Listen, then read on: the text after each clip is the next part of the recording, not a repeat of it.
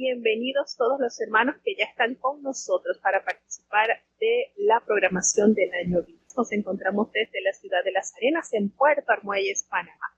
Bienvenidos cada uno de nuestros hermanos. Vamos a elevar a Dios la oración de apertura para emprender nuestro viaje a través de las Sagradas Escrituras. Bendito Padre Celestial, Dios de eterna bondad, de rica y de abundantes misericordia, delante de tu divina presencia estamos, Señor. Te adoramos y te exaltamos, porque solo tú eres digno de toda honra y de toda gloria. Gracias, Señor, porque tú eres bueno, porque tú eres eterno, porque sin ti nada podemos hacer. Te adoramos, Señor, por tus misericordias, porque nunca se han acabado, Señor. Gracias. Perdona nuestros pecados, faltas y errores cometidos delante de ti, Señor. Ayúdanos cada día, considera nuestra humana fragilidad y danos la oportunidad de cambiar, de ser transformados con el poder de tu palabra. Ayuda, oh Dios, a cada uno de los que ya están conectados para participar de la programación, que sea de mucha bendición, Señor. Prepara las mentes, los corazones, las manos para poder poner por obra tu voluntad en nuestras vidas, Señor.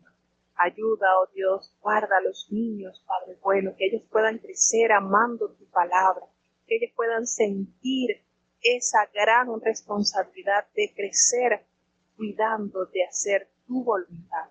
Bendice y guarda a los jóvenes, Señor, ten piedad por amor de tu nombre, que sean jóvenes santos, valerosos, apartados de toda especie del mal, que puedan huir, Señor, de las pasiones juveniles que acechan sus almas.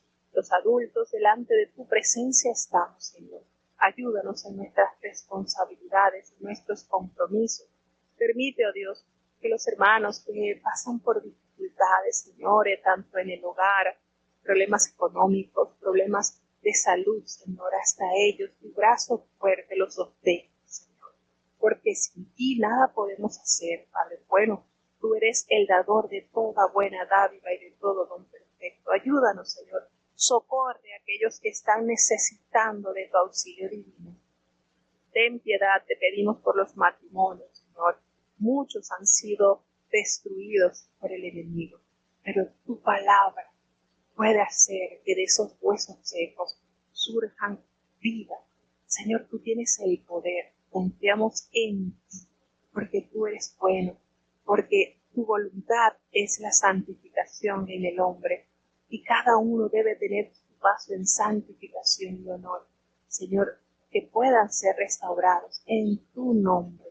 Ten piedad, oh Dios, te presentamos, Señor, los hermanos que han sido heridos por el pecado, Señor, hijos de tus siervos que durante muchos años han entregado tu vida. Ten piedad, confiamos en que tú traerás a esa simiente santa nuevamente a tu redil, Señor, porque no quieres que ninguno se pierda, porque has amado a sus padres y por amor a ellos traerás a sus simientes, Señor. Ten misericordia de los que presentamos. Cuida, oh Dios, de los ancianitos, Padre. ¿Cuántos han entregado su juventud por completo a tu causa? Que hasta los últimos días de sus vidas ellos puedan tener esa fe ardiente en sus corazones, como evidencia clara de una vida consagrada a ti. Ten misericordia, Señor, no nos abandones, te necesitamos. En el dulce nombre de Jesús, te lo he suplicado y en él te doy las gracias. Amén. Bueno, gracias a Dios a cada uno de nuestros hermanos que están en sintonía. Así que bueno, vamos ya a emprender nuestro viaje a través de las Sagradas Escrituras y vamos a continuar con este precioso capítulo del libro del profeta Isaías, en el capítulo 61. Y este capítulo tiene una particularidad muy hermosa que vamos a saborear en esta tarde. Este capítulo del profeta Isaías tiene algo muy especial. Vamos entonces a escuchar con atención. Libro de Isaías, capítulo 61. El Espíritu del Señor Jehová es sobre mí, porque me ungió Jehová, me enviado a predicar buenas nuevas a los abatidos, a vendar a los quebrantados de corazón, a publicar libertad a los cautivos y a los presos abertura de la cárcel, a promulgar año de la buena voluntad de Jehová y día de venganza del Dios nuestro, a consolar a todos los enlutados, a ordenar acción a los enlutados, para darles gloria en lugar de ceniza, óleo de gozo en lugar del luto, manto de alegría en lugar del espíritu angustiado, y serán llamados árboles de justicia, plantío de Jehová para gloria suya. Y edificarán los desiertos antiguos, y levantarán los asolamientos primeros, y restaurarán las ciudades asoladas, los asolamientos de muchas generaciones, y estarán extranjeros, y apacentarán vuestras ovejas, y los extraños serán vuestros labradores y vuestros viñadores, y vosotros seréis llamados sacerdotes de Jehová, ministros del Dios nuestro, seréis dichos. Comeréis las riquezas de las gentes, y con su gloria seréis sublimes. En lugar de vuestra doble confusión y de vuestra deshonra, os alabarán en sus heredades, por lo cual en sus tierras poseerán doblado, y tendrán perpetuo gozo. Porque yo, Jehová, soy amador del derecho, aborrecedor del latrocinio para holocausto. Por tanto, afirmaré en verdad su obra, y haré con ellos pacto perpetuo, y la simiente de ellos será conocida entre las gentes, y sus renuevos en medio de los pueblos. Todos los que los vieren los conocerán, que son simiente bendita de Jehová. En gran manera me gozaré en Jehová, mi alma se alegrará en mi Dios, porque me vistió de vestidos de salud, rodeóme de manto de justicia, como a novio me atavió, y como a novia compuesta de sus joyas. Porque como la tierra produce su renuevo, y como el huerto hace brotar su simiente, así el Señor Jehová hará brotar justicia y alabanza delante de todas las gentes. Bueno, y este capítulo realmente tiene una particularidad muy hermosa, puesto que en el capítulo 61 inicia detallando de una manera muy precisa la función que tiene el ungido de Jehová.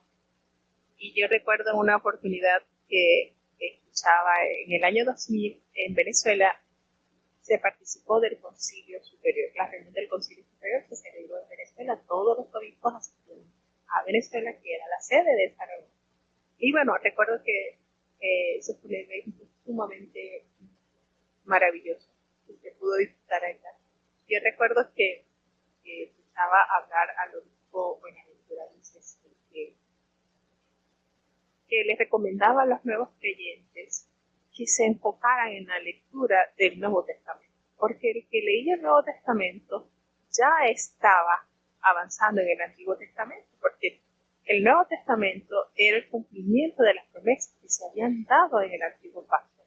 Y efectivamente, como evidencia tenemos este capítulo, pues Jesucristo, cuando entra en la sinagoga en Nazaret, ciudad donde él se crió, le entregan precisamente este pergamino, podríamos decir. Y cuando él entra a la sinagoga, él se había criado allí y entró en el día del reposo conforme a lo que él había recibido de enseñanza, asistir el día de reposo al estudio de la palabra de Dios, precisamente el sábado. Él se levantó a leer.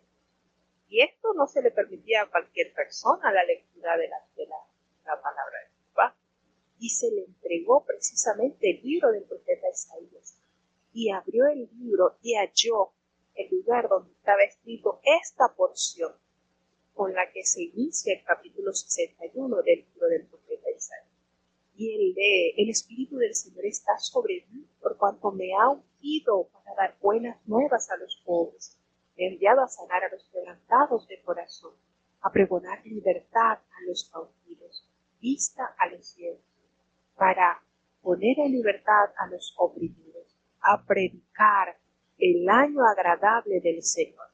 Y enrollando él el libro, lo dio al ministro y se sentó.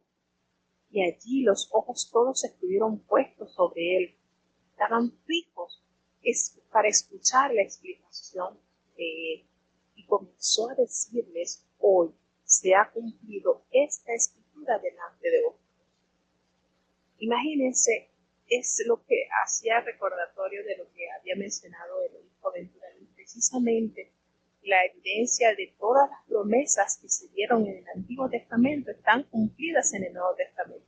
Y Jesucristo comenzó a decirles que esto que se había escrito con muchos siglos de anticipación ya era palpable en los ojos de ellos, ya era una evidencia transparente. Y precisamente era el Señor Jesucristo, el portador, el centro de las buenas nuevas de salvación.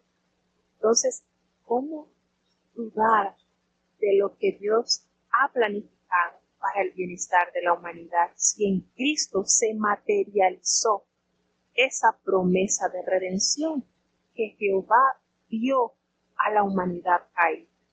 Entonces notamos cómo este capítulo tiene esa esencia hermosa de lo que Jesucristo mismo testificó. Esto se ha cumplido hoy delante de sus ojos, delante de ustedes. Y lo maravilloso es que todos daban buen testimonio de él y estaban tan maravillados de las palabras de gracia que salían de la boca de Jesucristo. Y entre ellos se preguntaban, porque fue precisamente en la ciudad donde él se crió: ¿no es este el hijo de José? Y él les dijo: bueno, sí, sin duda me van a decir este refrán: médico, cúrate a ti mismo. Y esto por supuesto que sucedió en la crucifixión. A muchos salvó, porque no se salva él mismo y creeremos en él si él es el Hijo de Dios, ¿verdad? Escuchamos eso murmurar cuando estaba siendo crucificado. Y de tantas cosas que hemos oído que se han sido hechas en Capernaum, hasta bien aquí en tu tierra. Pero él le dijo una gran verdad: que no hay profeta sin honra sino en su propia tierra. Fue allí en su tierra donde se crió, en donde estaba leyendo este error. Esto lo hallamos en el libro del Evangelio de Lucas, en el capítulo 4, del versículo 16 en adelante. Leemos esta referencia bíblica que nos da el libro del profeta, que toma como referencia al profeta Isaías, y estas palabras que el Señor, de allí en adelante, pues él comienza ese ministerio cumpliéndose así lo que el Señor había profetizado más de 500 años antes de Jesús. Estamos hablando de unos 700 años aproximadamente antes del nacimiento de Jesucristo. Y ya el Señor había detallado cómo sería el ministerio de él, cuál sería su función: predicar las buenas nuevas a los abatidos, a vendar, a curar a los quebrantados, a aquellos que han sido heridos por el pecado, a publicar esa libertad a aquellos que estaban cautivos y a darle apertura a los que estaban condenados a muerte, esos que estaban aprisionados por el pecado. El Señor entonces fue su abogado, el que abrió las rejas y les dio liberación, a proclamar ese año de buenas nuevas y el día también, por supuesto, de venganza del Dios nuevo, y a consolar a aquellos enojados. Qué hermosa, aquí podemos decir que tenemos la esencia, el extracto de lo que es la función de nuestro Mesías Salvador. Ha sido ungido, y recordemos que la unción se realizaba para consagrar a los sacerdotes, que se usaba para consagrar algún objeto para un uso santo.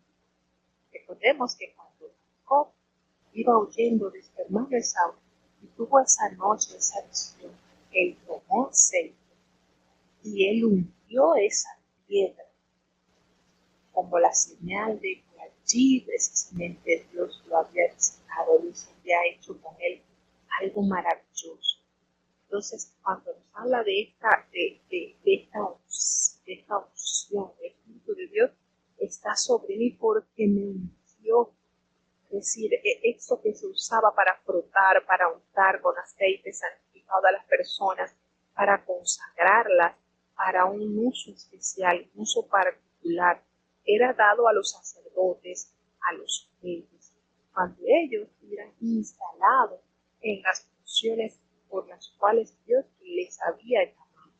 Y esto se hace también cuando se hace el altar y manda a Dios a que todos estos utensilios fuesen apartados. Todo esto fue apartado y es la manera de corroborar que el Señor Jesús fue ungido, ese ungido prometido, ese Mesías, que se traduce pues como el Cristo, el ungido de Dios, ha sido seleccionado, ha sido apartado, ha sido dedicado a un uso específico, santo, glorioso.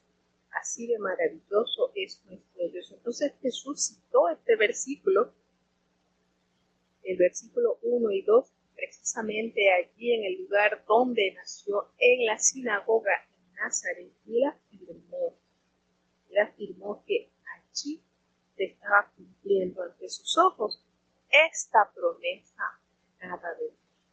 Entonces, ¿qué simbolizaba el gozo?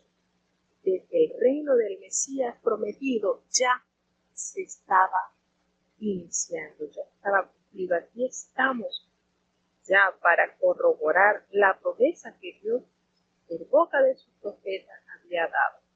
Entonces, por eso les digo que este capítulo tiene ese hermoso toque donde Jesucristo confirma que Él es ese ungido prometido y que la función de Él era amplia, era vasta, vendar a aquellos que están heridos, no irlos a terminar de rematar, no. La más hermosa misión dada para el siervo, para el ungido prometido, para el Señor, y lo cumplió. Podemos decir fielmente que el Señor cumplió a cabalidad con esta promesa de redención.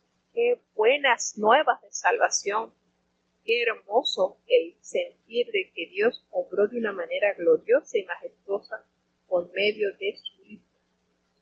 Nos dice entonces en el versículo 4 al 7 que dice: y los extraños serán vuestros labradores. Pues otra vez la promesa de que los gentiles honrarían y servirían el propósito de Dios, y que el pueblo de Dios siempre iba a proveer sacerdotes para todas las naciones, así como lo podemos constatar en la palabra de Dios. Una voz no identificada anuncia los beneficios que trae el ministerio de la justicia, y simboliza, por supuesto, la salvación.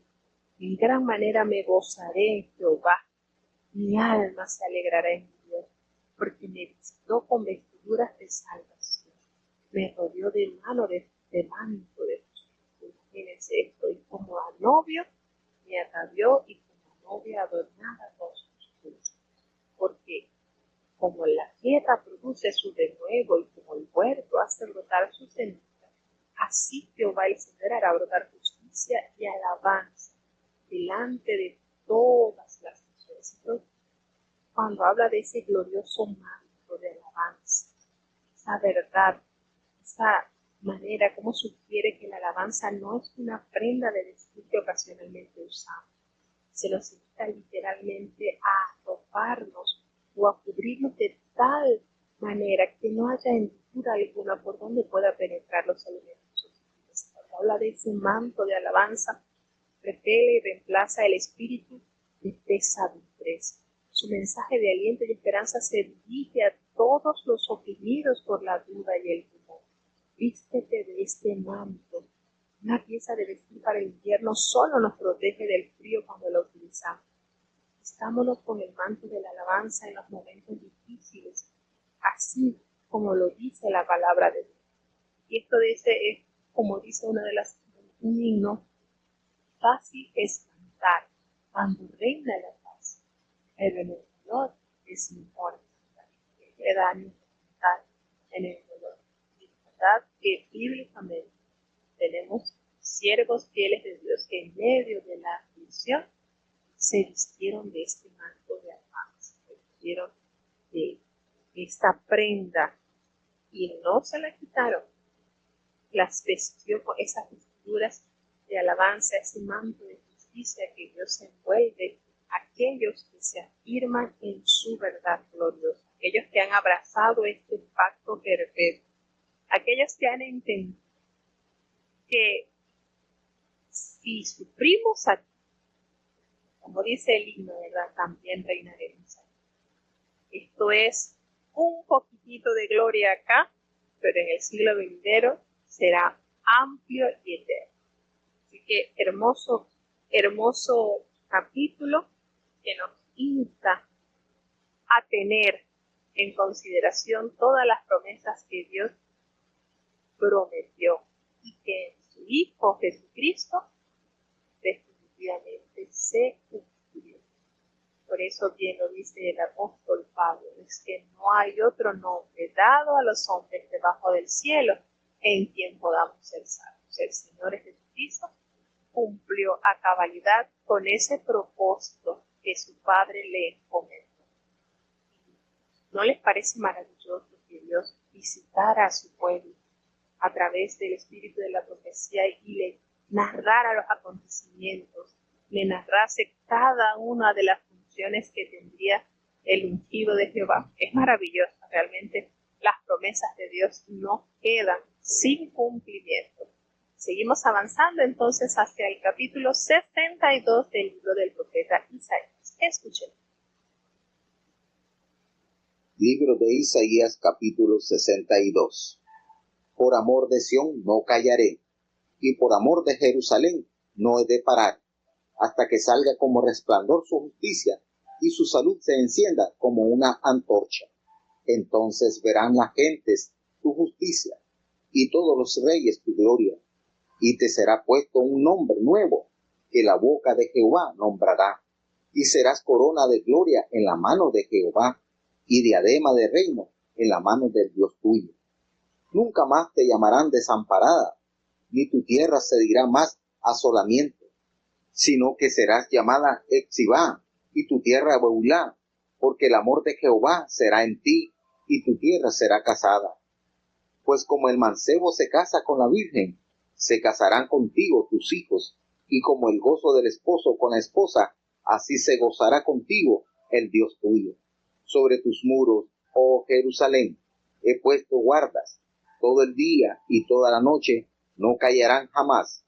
Los que os acordáis de Jehová, no ceséis, ni le deis tregua, hasta que confirme, y hasta que ponga a Jerusalén en alabanza en la tierra. Juró Jehová por su mano derecha, y por el brazo de su fortaleza, que jamás daré tu trigo por comida a tus enemigos, ni beberán los extraños el vino que tú trabajaste.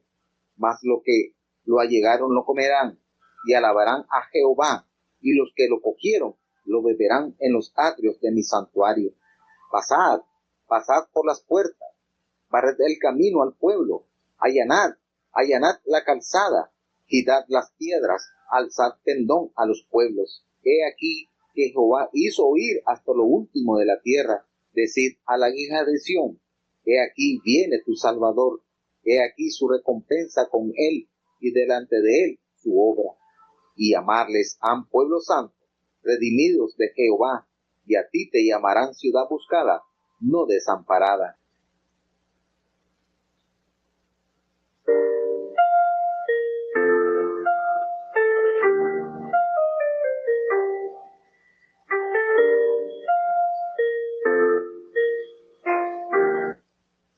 Bueno, tenemos entonces promesas hermosas de esa seguridad de la salvación hacia su pueblo. Y es hermoso, de verdad. Es maravilloso cómo las promesas de Dios se hacen palpables, se hacen notorias, cómo Dios va asegurando la restauración de su pueblo. De verdad que es por amor de Sión no callaré. Y de verdad que cuando el Señor, no sé si a ustedes les ha pasado, pero cuando el Señor hace referencia sobre su amor. El corazón del creyente como se enternece. A mí me conmueve cada vez que yo escucho a algún hermano que recibe la promesa de Dios cuando el Señor le expresa te amo, te he amado. Es algo que de verdad conmueve. Y el Señor, cómo es tierno, compasivo, cuánto nos da para que podamos tener ese amor sublime, ese amor precioso en nuestras vidas. Cuando lo escuchamos a Él detallar de esta manera, es por amor. Nada más y nada menos que por amor el Señor hace grandes promesas que cumple diariamente con sus hijos. Entonces, hermano, no podemos, de verdad que no podemos tener otra actitud, sino que ser recíprocos a ese amor que Dios ha desbordado. Dios ha sido hermoso, Dios ha sido maravilloso con nosotros, como nos ha amado, como ha entregado, ¿verdad?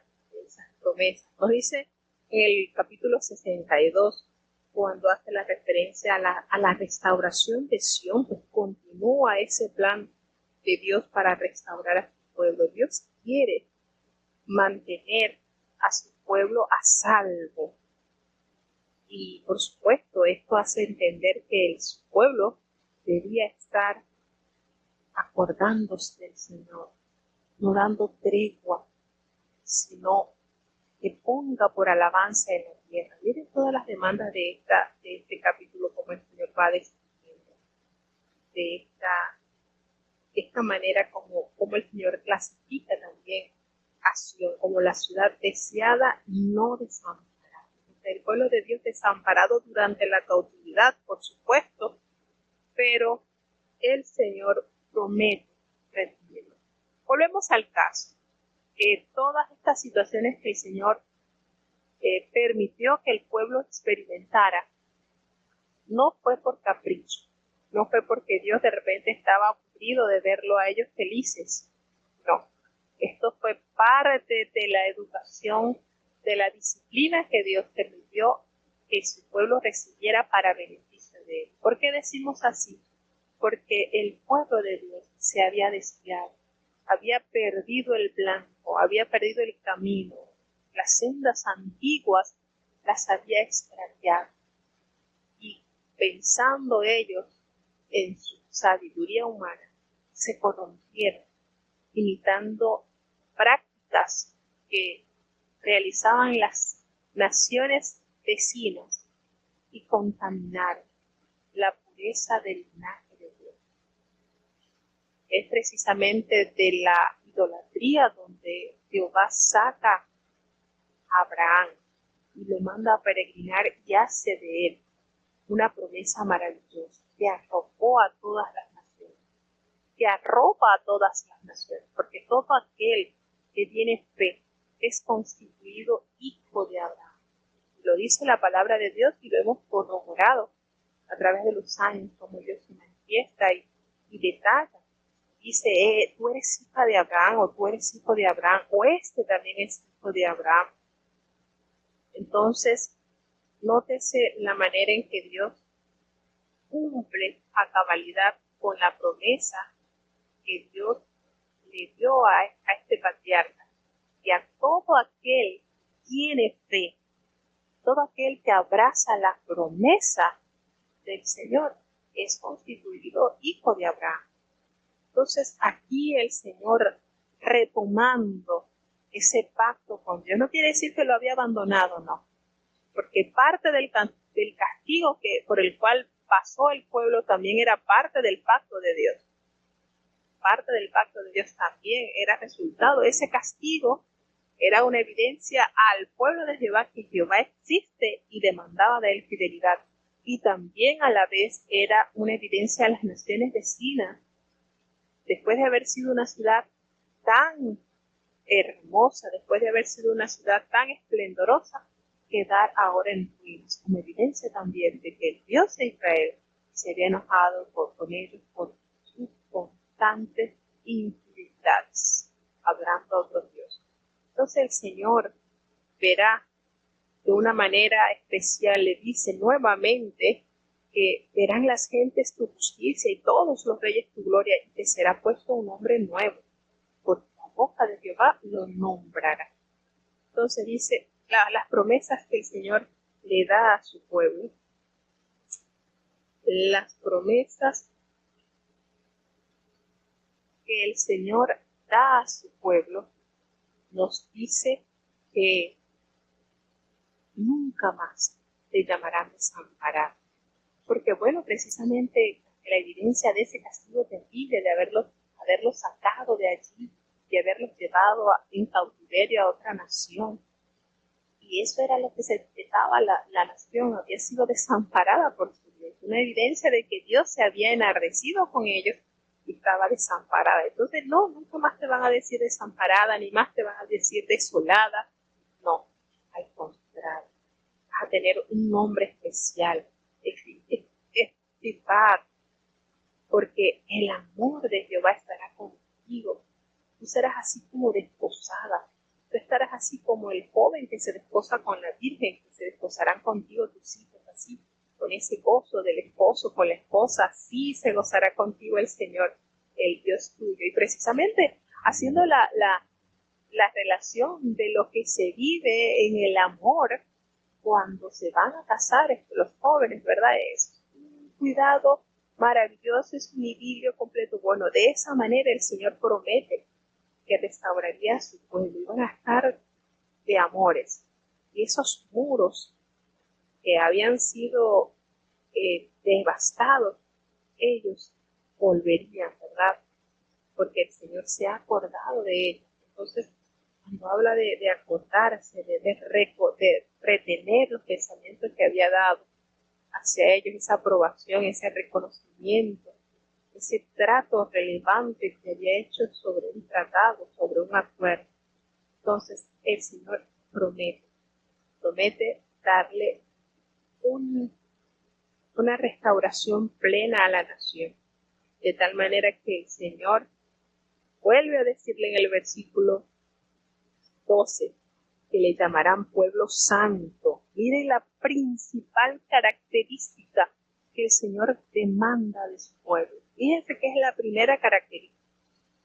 Y les llamarán pueblo santo, redimidos de Jehová. Y a ti te llamarán ciudad deseada, no desamparada. Entonces, noten al nivel que Dios quiere llevar a su pueblo, a esa característica única que debe tener su pueblo, la santidad. Libro de Isaías, capítulo 63. ¿Quién es este que viene de Edom, de Bosra con vestidos bermejos? Este hermoso en su vestido, que marcha en la grandeza de su poder. Yo, el que hablo en justicia, grande para salvar. ¿Por qué es bermejo tu vestido, y tus ropas como del que ha pisado en lagar? Pisado he yo solo el lagar, y de los pueblos nadie fue conmigo. Pisélos con mi ira, y hollélos con mi furor, y su sangre salpicó mis vestidos, y ensucié todas mis ropas. Porque el día de la venganza está en mi corazón, y el año de mis redimidos es venido. Y miré, y no había quien ayudara, y maravilléme de que no hubiera quien sustentase, y salvóme mi brazo, y sostúvome mi ira, y con mi ira hollé los pueblos, y embriaguélos de mi furor, y derribé a tierra su fortaleza. De las misericordias de Jehová haré memoria, de las alabanzas de Jehová, conforme a todo lo que Jehová nos ha dado, y de la grandeza de su beneficencia hacia la casa de Israel, que les ha hecho según sus misericordias y según la multitud de sus miseraciones. Porque dijo: ciertamente mi pueblo son hijos que no mienten, y fue su Salvador. En toda angustia de ellos él fue angustiado, y el ángel de su faz los salvó. En su amor y en su clemencia los redimió, y los trajo y los levantó todos los días del siglo. Mas ellos fueron rebeldes, e hicieron enojar su Espíritu Santo, por lo cual se les volvió enemigo, y él mismo peleó contra ellos. Empero acordóse de los días antiguos, de Moisés y de su pueblo, diciendo: ¿Dónde está el que les hizo subir de la mar con el pastor de su rebaño? ¿Dónde el que puso en medio de él su Espíritu Santo?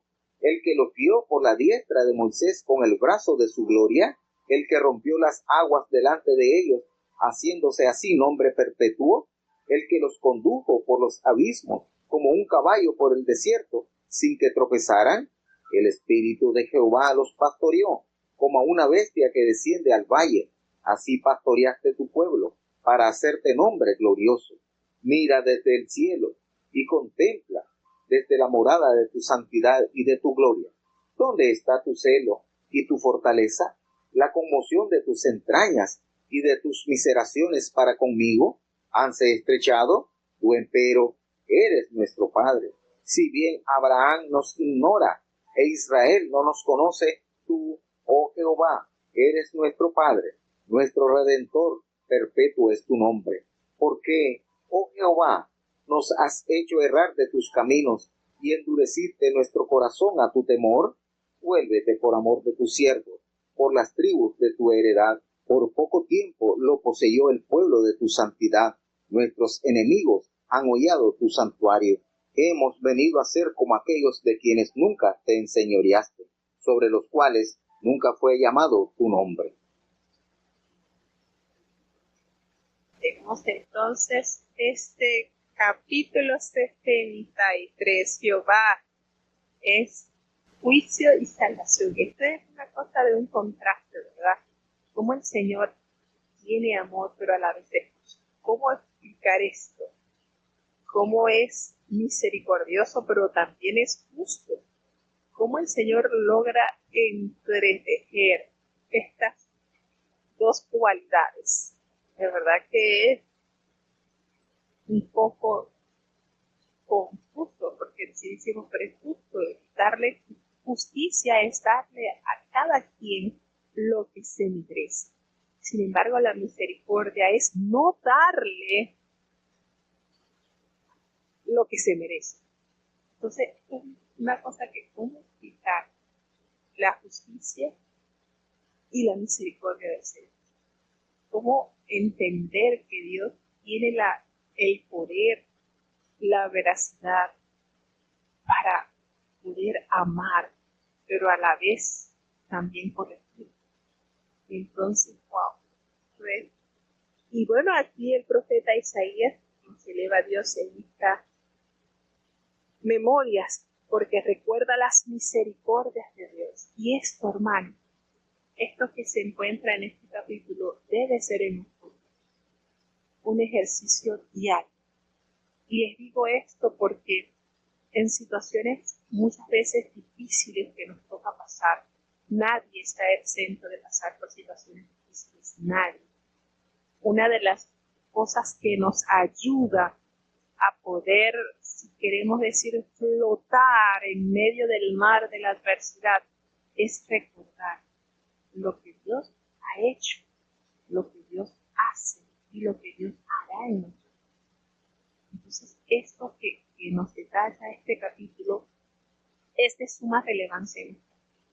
Cuando nosotros hacemos memoria de quiénes eran, de dónde nos sacó el Señor, de cuántos pecados el Señor nos perdonó, nos exoneró. Y de verdad, Dios no nos mira como nos mira el hombre, porque el hombre juzga, pero el Señor perdona. Y de verdad esto es para que nosotros entremos en consideración con cuánto amor el Señor nos ha amado. El Señor nos ha dado la oportunidad de maravillosamente vivir para Él al reconocer sus obras en nuestra vida. Entonces, bueno, en este capítulo 63 pues no hay ¿quién es este que viene de donde vos? Los vestidos rojos, precisamente en esta sección, en este capítulo no hay un paralelo en el Antiguo Testamento. Pues aquí se presenta a Jehová con vestidos rojos, acercándose tras a liberar a los enemigos de su pueblo. Fíjense la manera el Señor habló en justicia para salvar. ¿Por qué es rojo su vestido y tus ropas como del que ha pisado el lagar? Y esto del lagar tiene mucho simbolismo. En el Apocalipsis también habla del lagar, donde serán pisados, pisoteados los enemigos de Jehová. Los he pisado yo solo el lagar, y de los pueblos nadie había conmigo, los pisé con furor, y los hollé con mi furor, y su sangre salpicó mis vestidos de todas mis ropas. Nótese esta manera de describir al Señor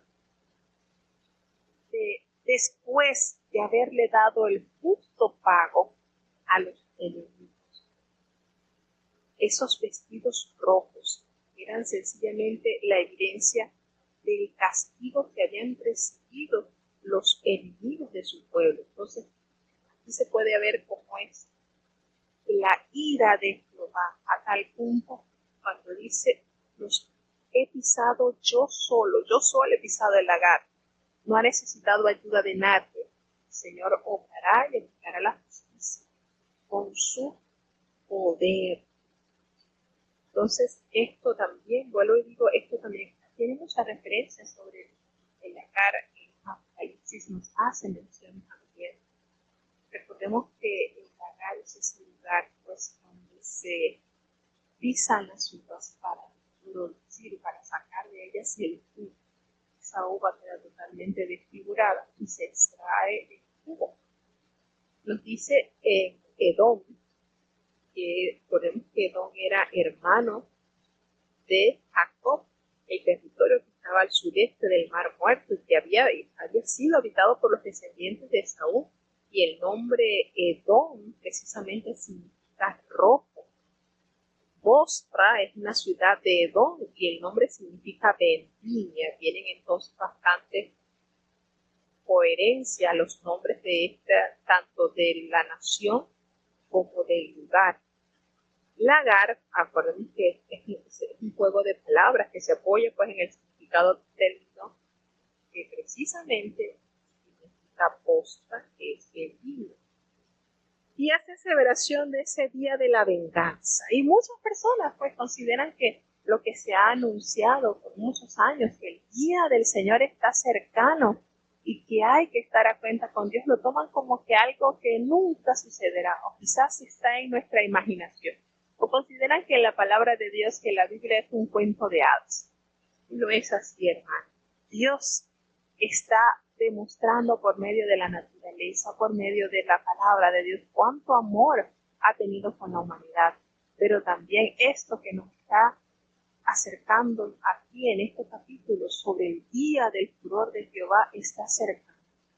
Dios también prometió amar, pero también castigar a aquellos que no han dado su corazón a las cosas de Dios. Entonces, tenemos aquí desde el versículo 7 hasta el versículo 14 estas memorias de las misericordias del Señor. Y es lindísimo, de verdad, que estos 8 versículos están preciosos porque contienen como un sermón, como una oración de Isaías a favor de la restauración de su nación, pero en particular del remanente al que llama tus siervos.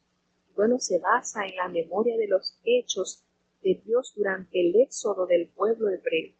El ángel de su paz hace alusión a la presencia de Dios, como nos recuerda el libro de Éxodo, cuando nos hace referencia a su Santo Espíritu. Estos versículos contienen 3 referencias a la obra del Espíritu Santo en el éxodo de Israel de Egipto, una obra de salvación, una obra de guía y una obra de consuelo. Y este versículo 10 es muy conocido, pues aquí nos hace referencia a la condición en que tuvo el pueblo de Israel y fueron rebeldes, y ellos hicieron enojar a su Santo Espíritu, a tu Santo Espíritu, por lo cual se les volvió enemigo y él mismo peleó contra ellos.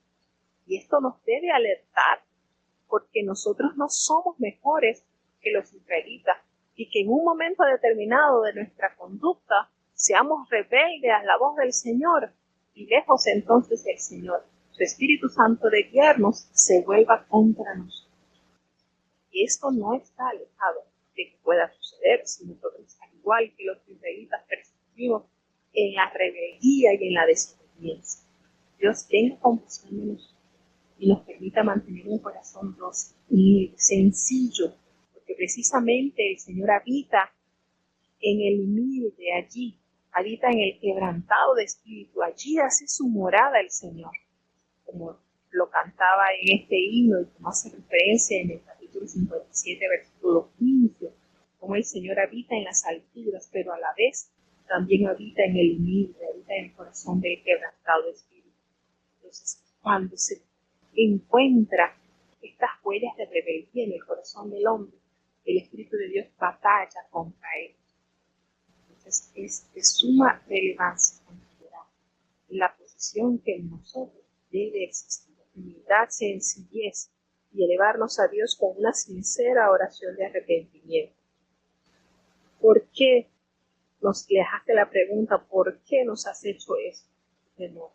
Esto pues parece que expresar el punto de vista de los exiliados, de aquellos que han reconocido la dura mano de Jehová que les ha castigado. Es obvio pues que esto no puede decir, no, que el Señor nos ha hecho esto porque Él es injusto, no, incorrecto. Es parte del resultado de la rebeldía, de la consecuencia de la desobediencia que en ellos se manifiesta. En este capítulo pues narra en los últimos versículos esa oración de arrepentimiento. Cuando dice en el versículo 17, ¿por qué, oh Jehová, nos has hecho errar de tus comidas? ¿Cómo? Esto es como una querella delante de Dios que no asume su responsabilidad, porque el Señor no hace errar a nadie, sino su misma terquedad, su misma maldad hace entonces que Dios dé la espalda y los entrega a que ellos se direccionen de la manera que ellos quieren.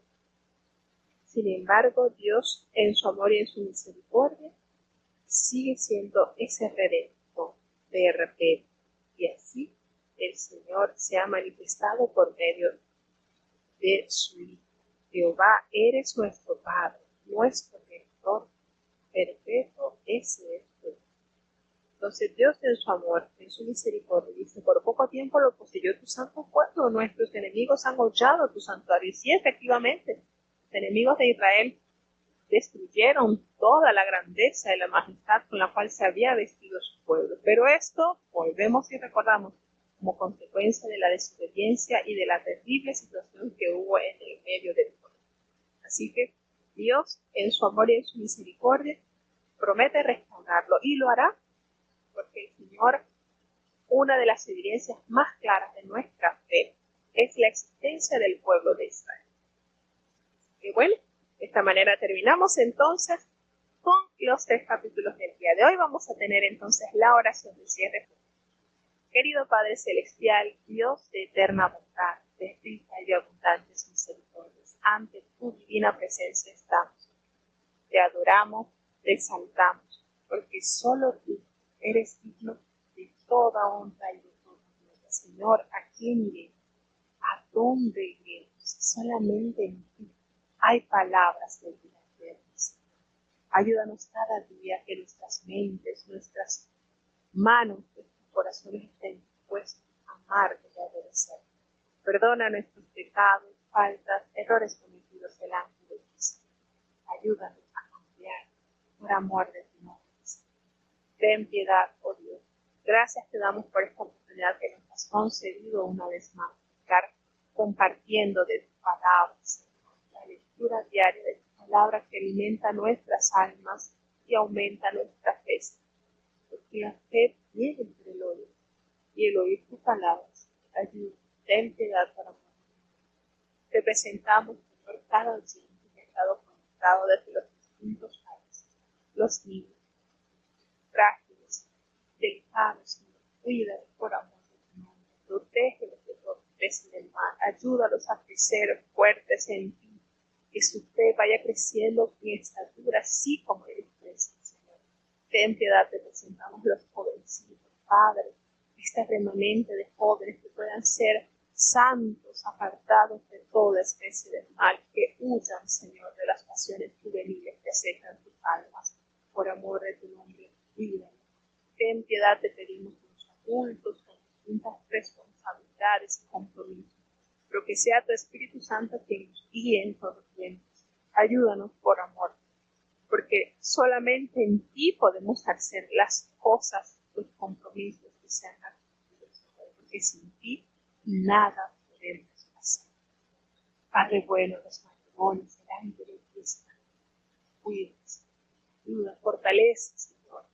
Tantos han sido heridos por el pecado, pero tú tienes toda palabra y toda autoridad para restaurar y construir lo que el enemigo ha destruido. Te presentamos los enfermos, oh Padre bueno. Gracias por los que han sido sanados. Muchas gracias. Gracias porque seguimos viendo obras maravillosas en ti. Te queremos explicar por aquellos que siguen esperando por tu milagro. ¿No? Ten compasión de los niños, de los jóvenes, de los que están esperando su milagro. Tú los conoces por nombre, Señor. No te son ajenos. Ayúdales por amor de tu nombre, Señor. Como dice tu palabra, que tú sanas todas nuestras dolencias, Señor, todas. No hay ninguna que pueda ser evadida por tu poder. Ten compasión por amor de tu nombre. Ayuda, oh Dios, de manera especial a los ancianos. ¿Cuántos han desgastado sus vidas, sus fuerzas en tu obra? Recompénsale de manera especial. Ten piedad. Ayuda, oh Dios, a los hermanos que por diversas cosas, diversas situaciones han sido heridas por el pecado, Señor. Muchos no pueden, Señor, seguir porque falta quizás esa fe, quizás la turbulencia del mar opaca su vista y no puede ver que tú estás en medio de ellos. Ayúdanos por amor de tu nombre. Ten piedad, Señor. Te pedimos que en tu amor y en tu misericordia sostengas la fe de aquellos que están padeciendo por pruebas. Tú conoces su condición, su corazón, Señor. Concédeles ese consuelo, esa seguridad, esa templanza de mirarte y ver cómo auxilias y cómo calmas la tempestad con solo tu palabra.